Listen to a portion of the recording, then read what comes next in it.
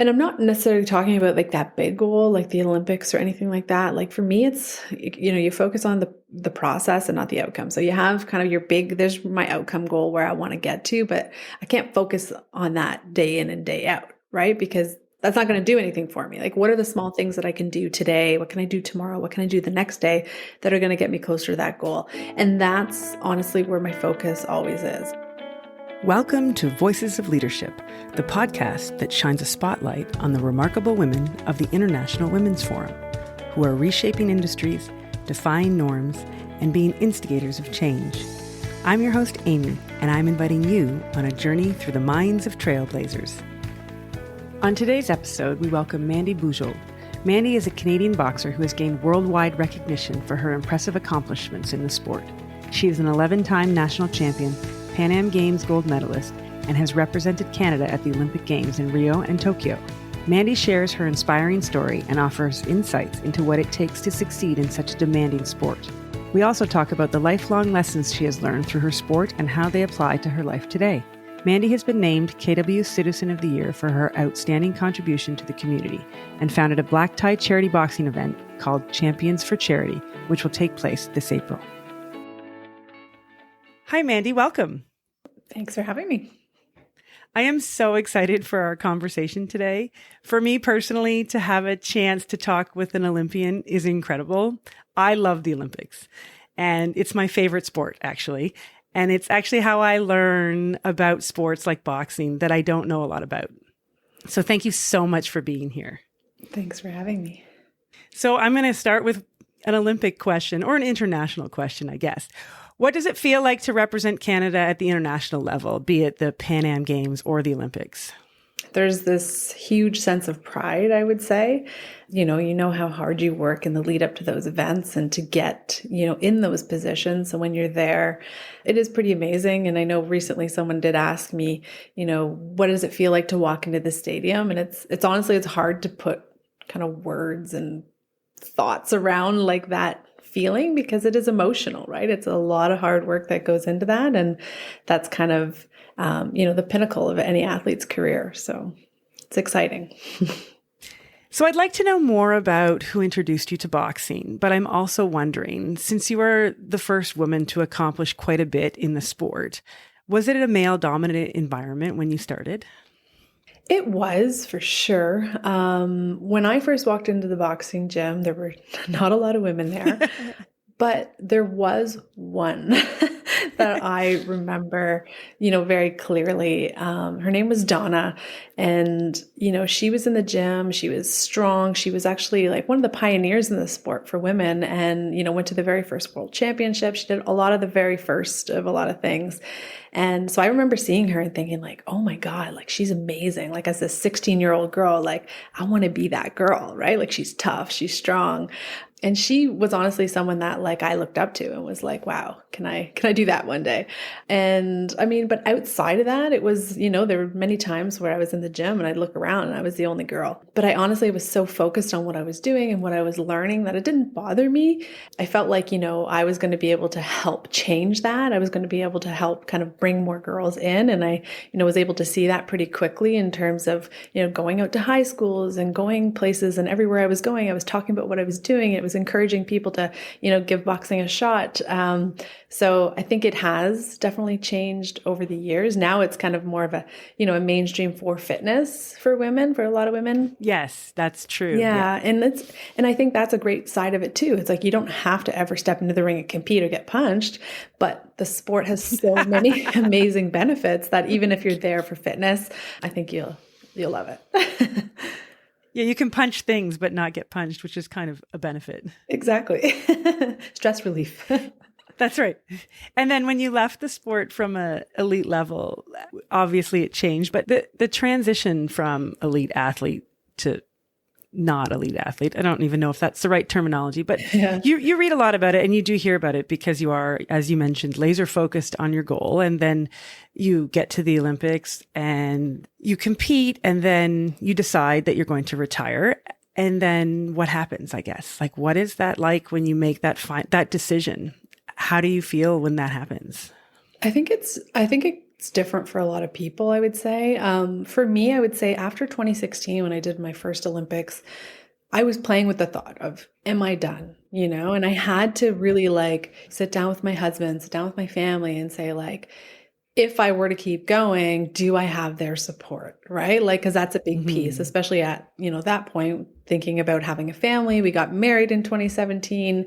Kate came in 2018. And then it's no longer just like me, as a single individual training for something, right? It's very different when you have like a child in the mix there too.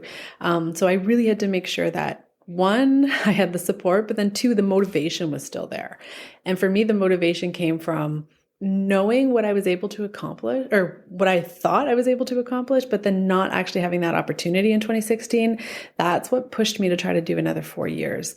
And then when that was done, honestly, like I can now step back and say like, I've done everything I need to do. I can walk away and be happy with that. Whereas I think in 2016, if I would have walked away, I still would have had this feeling of, I could have done more. I could, so I think I was happy that I stuck it out, but now I think I can be happy in my decision that I've done everything that I can do in the sport. And now it's time for something else, but doesn't make it easy, right? Like it's something, the last 16 years I spent thinking about day in, day out. So now it's about changing my perspective. How do I use some of those things that I learned in sport and carry that over to other aspects of my life? And then what parts of that did I like? And how can I kind of like mimic that? Or maybe that's just something that's, something I do in my pastime now versus like an actual career. So it's really just about kind of making those, shifts. And for those that don't know your 2016 experience, can you talk a little bit about how you got to Rio, but then got sick, I believe, and then it was difficult to compete, if that's correct? Yeah. I mean, I feel like this story has been told a lot, and it's unfortunate because it's like you think of the Olympics, this is going to be your big moment. And then, something like this kind of ends up defining you a little bit. But I think in the end, yeah, I did get sick. A lot of people were getting sick at that Olympic Games. I don't know, what it was.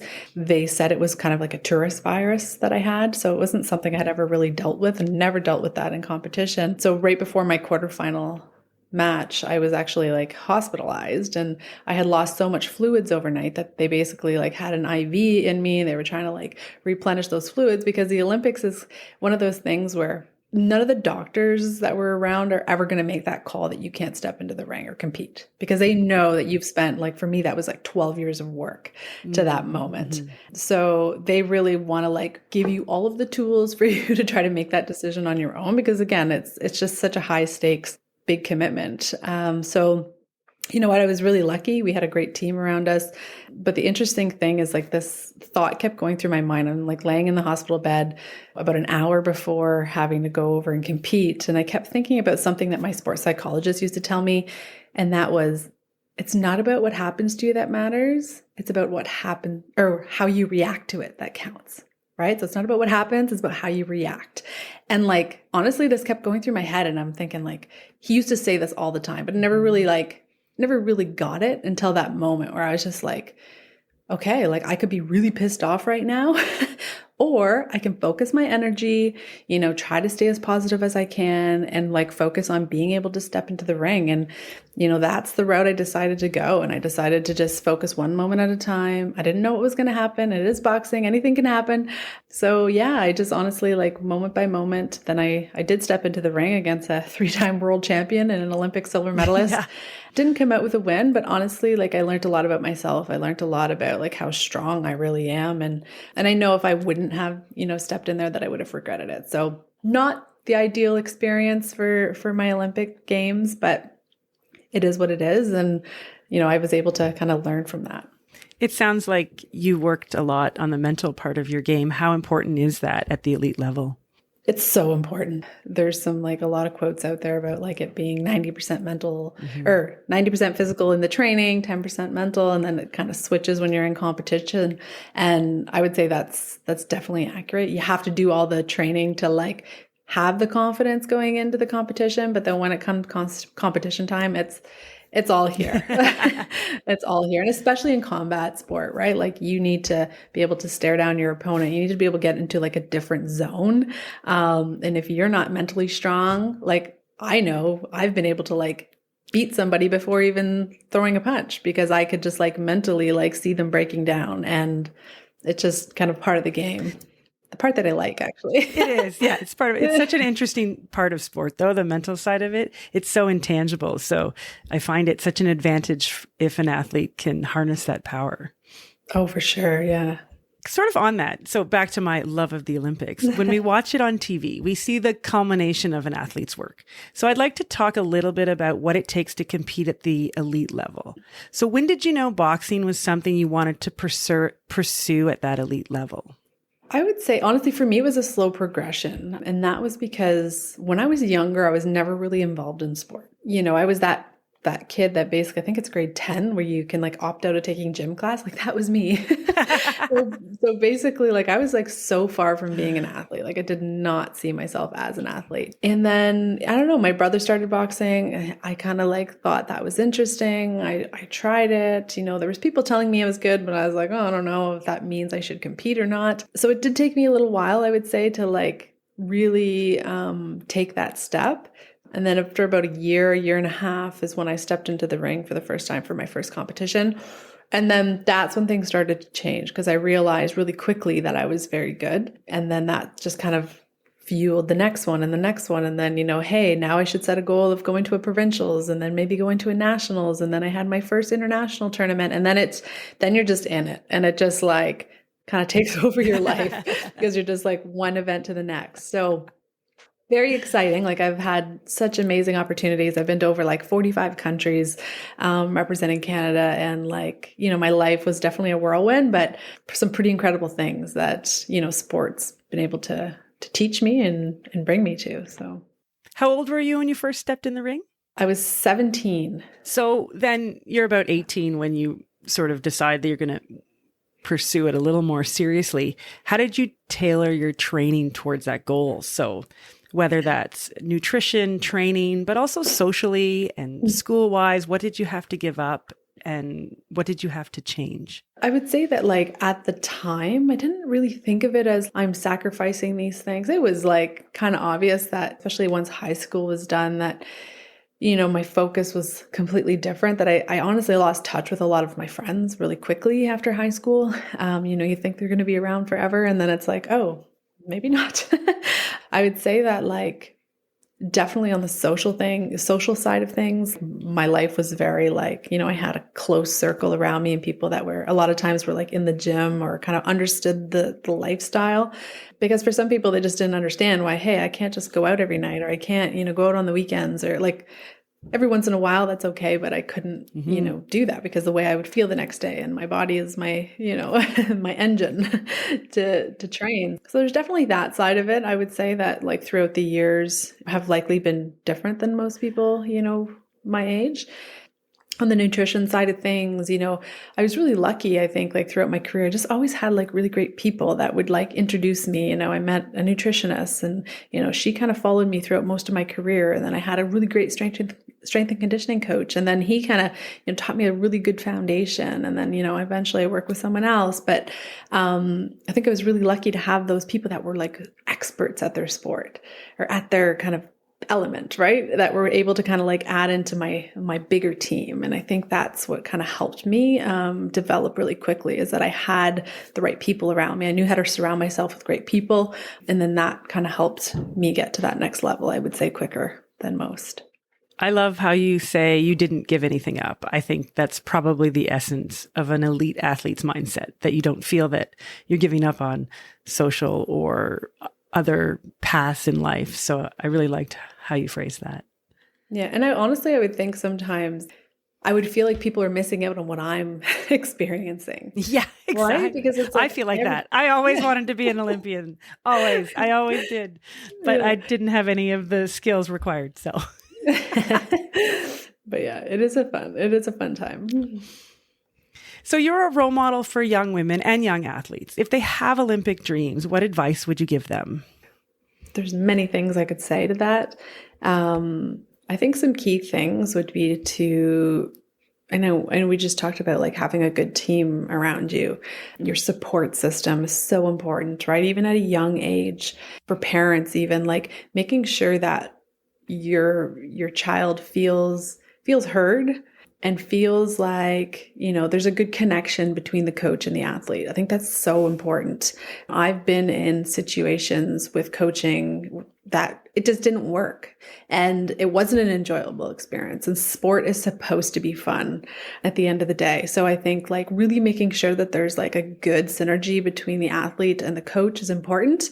And then also making sure that there's kind of that third person, whether it's a parent or, a sports psychologist, a mental performance coach, someone like that can just sometimes just be there to like stand up for that athlete in a way that they might not, feel comfortable doing. I think those are kind of like some key things that are important. And then of course, it's like if your goal is, an Olympic Games one day or, even a national title, it will require some sacrifice for sure. And you just have to be willing to kind of do what it takes if you want to get there. So you got to be able to put the work in if you want those results.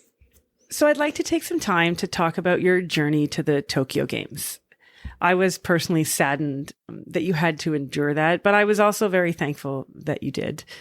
So for anybody that perhaps doesn't know, you were going to miss the chance to participate in the 2020 Games in Tokyo, which actually ended up taking place in 2021 because you decided to start a family in 2018, which was 2 years before the Games were scheduled.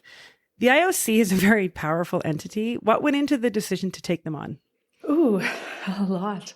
Yeah, I'm sure. We could do a whole different podcast on that. Yeah. Honestly, like when this was first happening, I will say that like, obviously my initial shock of like, really? Like the only reason I'm not going to be on this list after all of this time is because, and like this extra year that was added, to the Olympic Games is because of the fact that I had my daughter. Like it just did not sit well with me. And I just thought, okay, I'm taking this too personally. So I tried having conversations with other people. And one of the people that I contacted was, a friend of mine who also just happens to be one of the number one litigators in Canada. I never ask her for, legal advice because I feel like everyone probably does. But I was like, I need to talk to you about something. I have one question that doesn't sit. Don't worry, it wasn't sitting right with any of us. So I honestly, like, we were just having a conversation. I told her what was going on. She did like, honestly, I swear, like it was like 2-minute search of the Olympic Charter. And right away, she was like, this is a human rights case. This is a, case of discrimination based on sex. And, at first, like all of these things, I'm like, what does that even mean? What do I have to do with that, like, information? And then she's like, well, here, let me kind of like help guide you. Like initially, she was so busy. Like there's no way she was going to take this case on. But she's like, let me contact, Boxing Canada. Let me contact, the board. And like I can kind of guide them on what they should be saying and doing. And then honestly, that didn't last very long because they didn't really understand it either, like how big this really ended up being. So she, I guess, went to Tories and basically said like, can we take this on pro bono?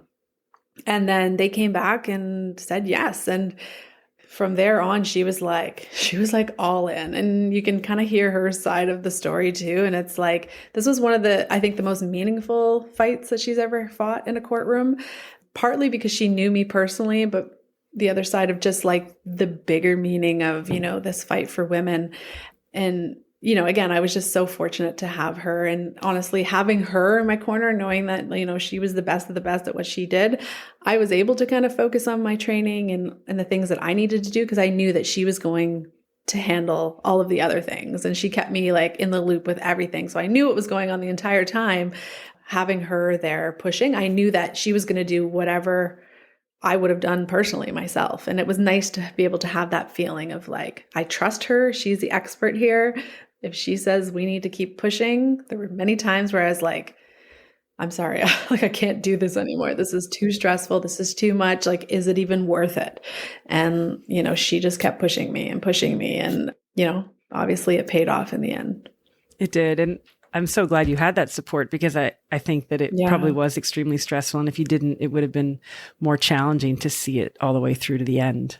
I definitely don't think I would have been able to if I didn't have her.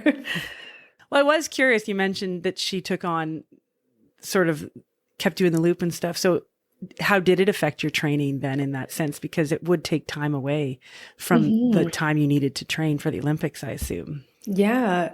Well, for sure. Like there was, that was kind of the busiest time of my life, I would say. Like part of it was a learning curve too, right? Like I'd never been in a courtroom.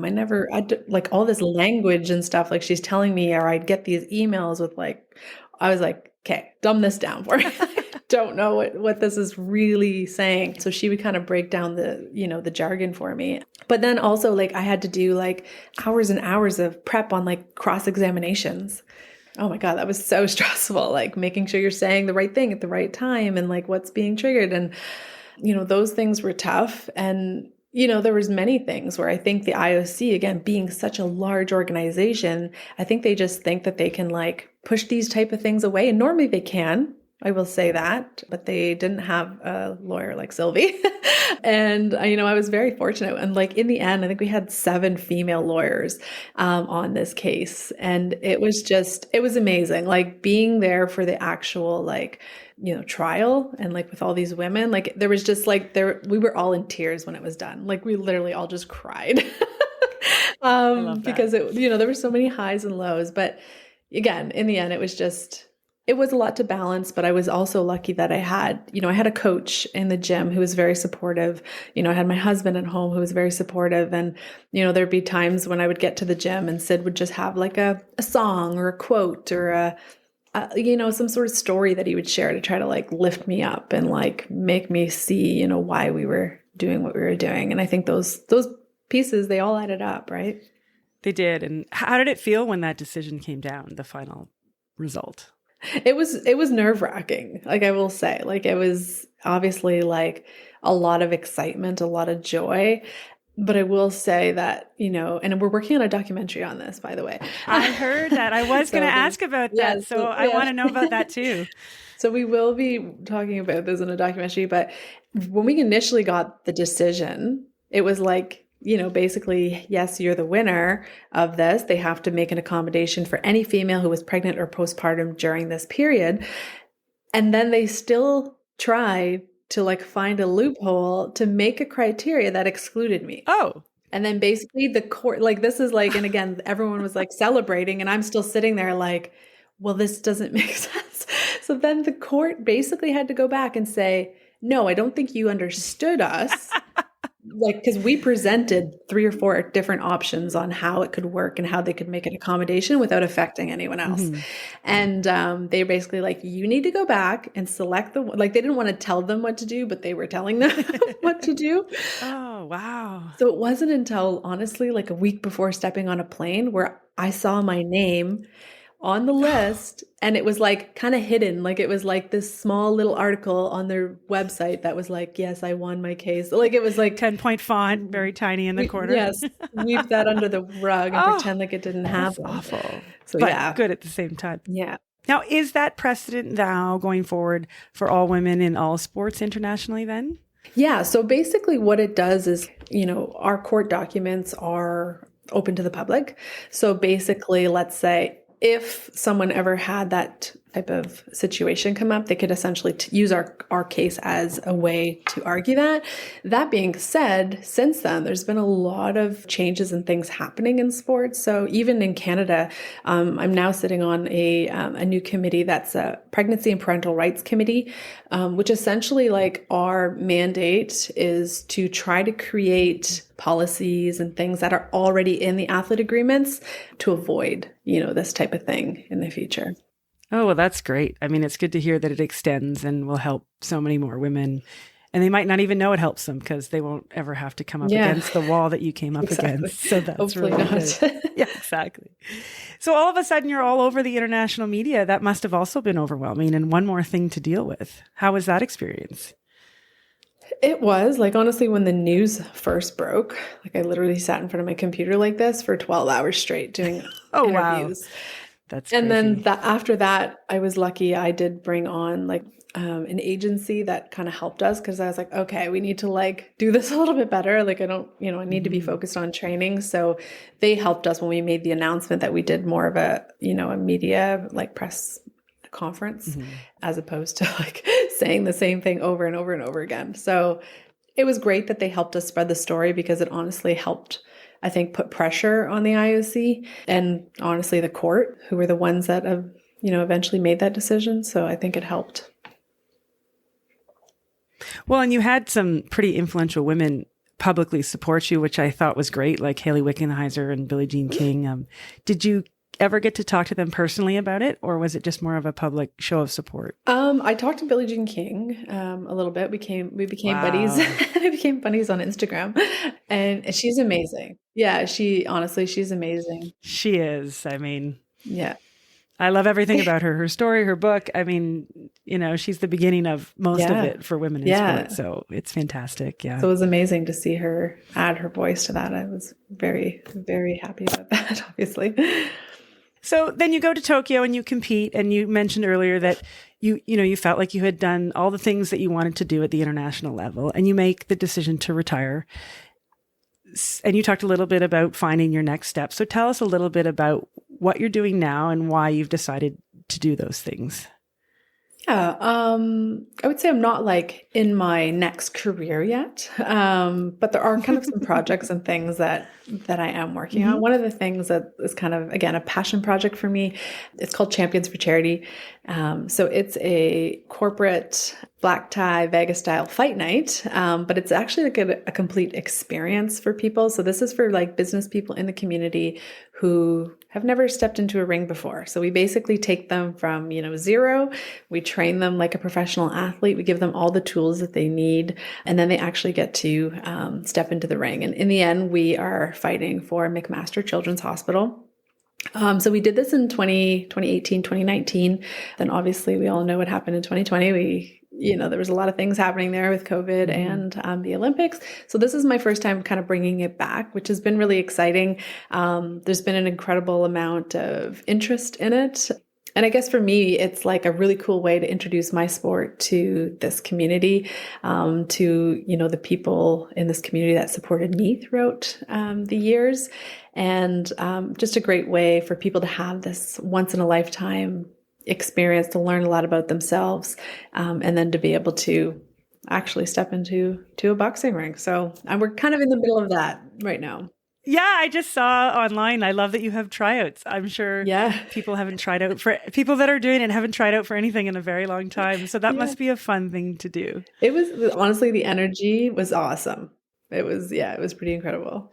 So do you have all your participants sorted out, and when will you start training? So my goal this week is to make the selection. So we had 54 people show up to try out. I need to narrow it down to 18.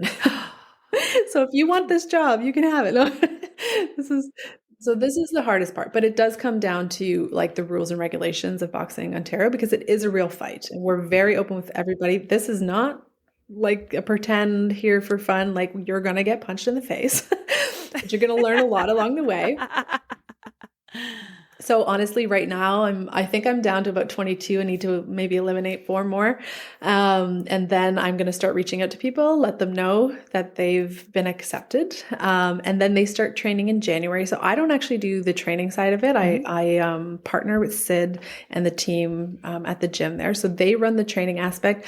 I run more of kind of the events and the logistics around the event, supporting sponsorship, the fundraising, all of that kind of thing. So I just kind of guide the team along and help them prepare for fight night that way. And when is fight night? Fight night is April 12th at Tapestry Hall in Cambridge. So beautiful venue. Lovely, yes. Especially for a boxing event. It's a really cool vantage point if you're upstairs. Yeah, we can all stand up top. Oh, yes, absolutely. Yes. Yeah, we will sell some tickets, go on sale January 15th. Perfect. I can't wait. So you're doing the charity, which I think is fantastic. And you mentioned you're not quite in your second career yet. What do you think, or what is your ambition? What's next, I guess?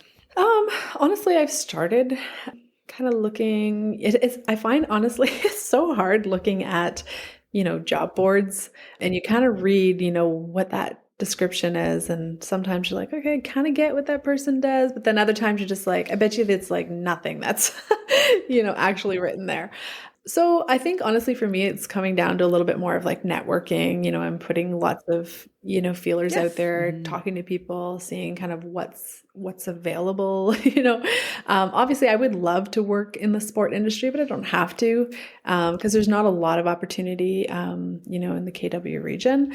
But I think project management is something that I really, really enjoy. I do enjoy the event side of thing. And then I also enjoy like partnerships. That's something that I do have quite a bit of experience in. So how do we kind of bring people together and rally around, a common cause? I think that's something that I do naturally. Yeah. Would you ever coach? Or do you coach? I do a little bit of coaching, but honestly, it would have to be more of a side gig for me. It's hard because a lot of coaching happens evenings and weekends, and I have a young family right now. Right. No, It's not maybe conducive. one day I'll open my own gym, and that will be kind of the thing. But right now, it just doesn't really work with my schedule. So I know you do a couple of things I'd like to know about. You mentioned the documentary. I would love to hear how that works for you. I mean, I'm sure it's super fun, but do you have to travel to do it or do they come to you? Are you part of the creative process? How does all of that work? Yeah, I am definitely part of the creative process. The interesting thing about this documentary is sometimes you have like a follow doc where they're basically like they're following, the whole thing. Whereas ours, Yes. unfortunately, it was too crazy during that time. So we're doing it kind of a post doc. So we're now talking about the story. We're using some footage and things like that. So we've done our first major film, I would say, and all of the major interviews that need to take place. So what they're at now is basically like the first edit. So they're doing the first edit, then they kind of go through. And again, we're looking at like hours and hours and hours, and we're kind of like trying to trim it down. And then we try to figure out, okay, what else would kind of add to the story? Like who else's voice do we need to hear saying certain things? So that's kind of where we're at right now. So I'm excited. I haven't seen the first cut yet because it's a very long process to try to get it down. But our hopes is that in the spring, that's when we're going to be kind of like ready, because I know a lot of the big documentary festivals happen at that time. And we're hoping that we can kind of get into some of those festivals. And then obviously with the Olympics next year, there'll be like some sport content and things out there. They're going to be looking for that. So I think it'll kind of line up well. And so outside of festivals, where might we see it once it's out? Do you know? So we don't have that. And it honestly, it depends on rights and who ends up wanting it and buying it. And, so we're having some conversations with different people. So it just depends. Like if it goes on Netflix, then that'll be kind of easy for everybody to see. Yeah. So it might be like, it goes into some of the festivals and then, we make it available online or something, Right. but Yes. we don't have all of those details just yet. Stay tuned. What a fascinating process. You must be learning so many things that you never would have had the opportunity to learn before. Yeah, absolutely. It's fun. And I mean, it's kind of an interesting something different too, right? It's like, I think it's an important story, and how do we It is an important share it, and story, how do we yes. keep the conversation going? Like this is just a small piece and what's happening in women's sport right now. And I think just how do we keep amplifying, not only my story, but other female stories. I think it's a great project. I can't wait. Did I hear correctly? There might be a book as well. I would like to. So an aspirational Honestly, goal. yeah.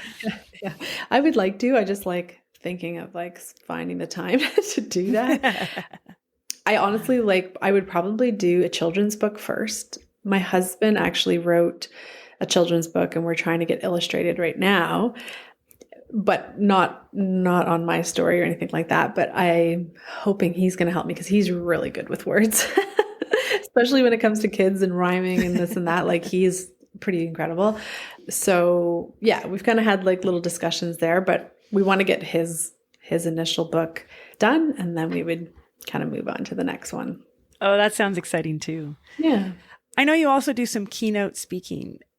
So where do you speak, and what message do you like to tell people? And I mean, in general, what is that experience like? I know you're comfortable speaking in front of people, but from the outside, that seems like a daunting task. Yeah, no, I love it, honestly. Like, and maybe that's like my adrenaline now, right? That like when you initially get onto the stage.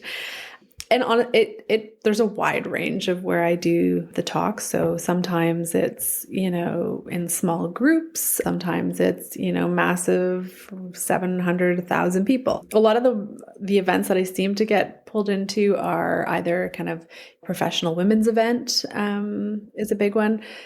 Sometimes it's like a kickoff for the year where it's like, hey, the organization has set their goals and now we need our individual employees to set theirs. So we kind of talk a little bit about that. Or it could just be kind of a sales meeting or like something where we just want a motivational speaker to talk about something that's kind of outside of what they're normally talking about, just to kind of break up the day. And a lot of times I talk about, overcoming obstacles. I talk about, how to keep pushing forward, how to set goals, how to surround yourself with a great team. Like there's so many things I think that I've learned from sport that I can transfer over and make it applicable to the business world, which is really nice. We all love to hear those stories. Yeah. On that, outside of your sort of public obstacles, the Rio Olympics and the 2020 Tokyo Olympics, what was an obstacle that you did overcome sort of in your sports career? Oh my God, I feel like I overcame things on a daily. I feel like there's so many, I don't even know where to start with that. I guess there's so many athletes out there and they get up every day and it can be a struggle, whether it's this time of year or whether it's trying to get to the next level and whatnot. And, we hear about your international struggles and how you so beautifully overcame those. When you were training and trying to reach the goals that you set and you did come up against obstacles, be them small or big, how did you deal with them? Yeah, I think for me, like the biggest thing is just always having a goal. And I'm not necessarily talking about like that big goal, like the Olympics or anything like that. Like, yeah, like for me, it's, you focus on the process and not the outcome. So you have kind of there's my outcome goal where I want to get to, but I can't focus on that day in and day out, right? Because that's not going to do anything for me. Like, what are the small things that I can do today? What can I do tomorrow? What can I do the next day that are going to get me closer to that goal? And that's honestly where my focus always is. It's just kind of like, I'm a big planner. So I always had like a lot of notes and like this week, these are the things I'm working on. If I'm going into a training, here's 3 things that I want to be able to come out and be like, was I able to execute on those things, right? So I think I was always kind of holding myself accountable, always having something to work towards. And, even if they were just tiny, tiny little things like, hey, I want to throw 3 left hands to the body in that sparring. That's, something small, but hey, it's a check mark. It's something that can help me build confidence and kind of move forward with those small steps. Because at the end of the day, it's just about like, how do you become a better version of yourself, right? It's not even who you're competing against. You're competing against yourself.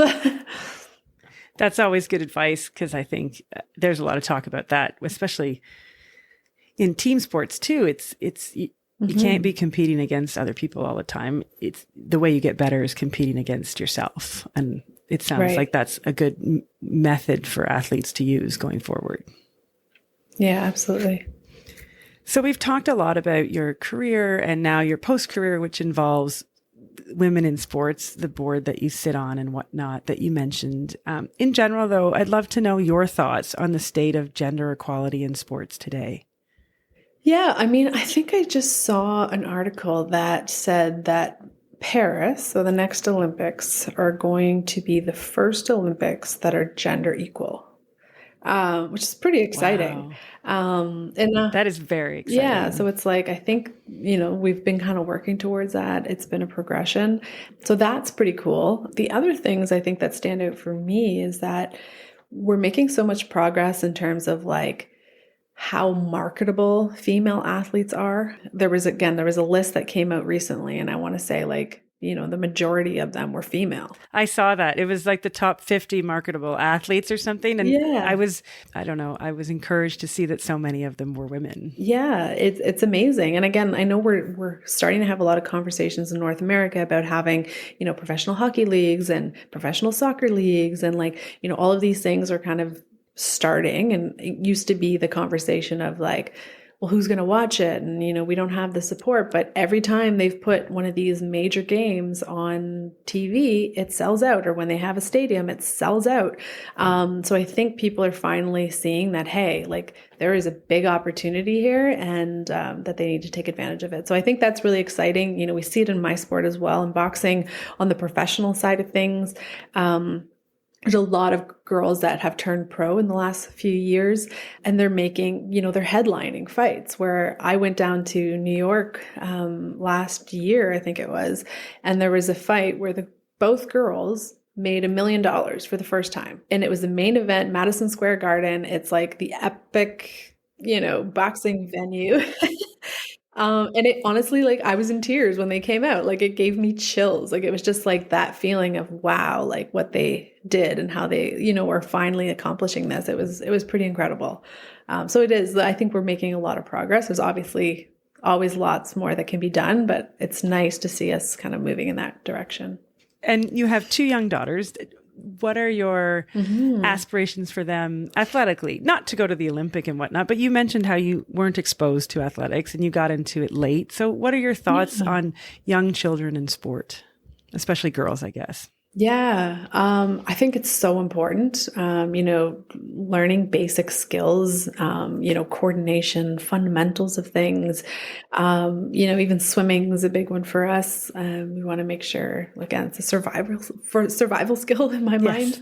My daughter, Kate, she's in gymnastics. She's liked dance. She's definitely more artsy, but she's still like, sometimes I go for like runs and she wants to kind of finish off the run with me. She wants to do footwork drills. She's thrown punches. Like, I think it's really just about exposing her to as many different things as possible, because you never know what's going to stick, right? Who knows if I would have tried boxing at a young age, or if I would have tried hockey. I've never put I put hockey skates on to just skate around, never held a stick, right? Or never kind of even thought of that as an option, where it's like, who knows, right? You never know. Maybe I would have been the next superstar in hockey. I don't know. But I think you don't know until you try it. And I think it's important. And that's something that we're really striving for with our kids, is just expose them to all the different things and see what it is that they're drawn to naturally. Well, thank you so much for being with us today. I obviously enjoyed all of your stories immensely. It's been a privilege for me to speak to you because it's you, and we've gotten to know each other a little bit over the last year since you joined IWF, but it's been a privilege for me to speak with someone who's competed at a high level and really represented Canada. That's the thing for me. I think that's such an amazing experience. So thank you for being with us, and it's been really nice chatting with you. Thank you so much. Thank you for listening today. If you enjoyed this episode, please take a moment to rate and subscribe to our podcast. When you do this, it helps to raise our podcast profile so more leaders can find us and be inspired by the stories our Voices of Leadership have to share. If you would like to connect with us, please visit the Voices of Leadership website. The link can be found in our show notes, available wherever you listen to podcasts.